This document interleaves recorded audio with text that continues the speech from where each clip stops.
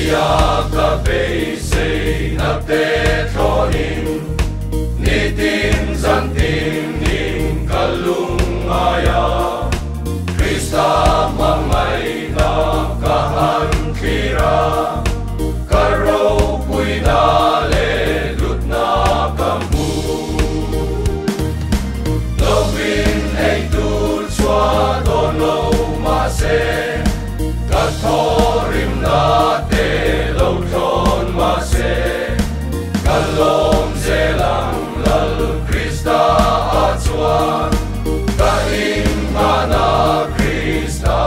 angin lo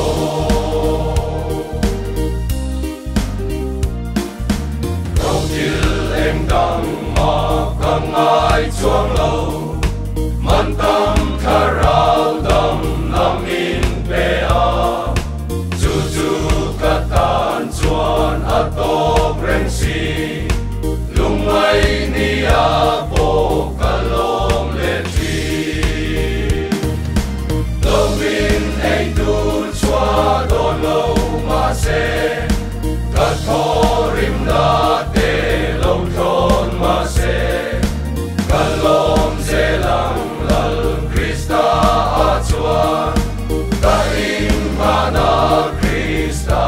angin lo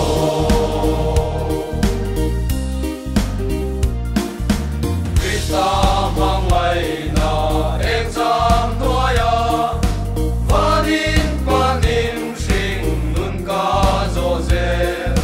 har sat lungai na te tam ma se iswa shwai tu ar si eng ani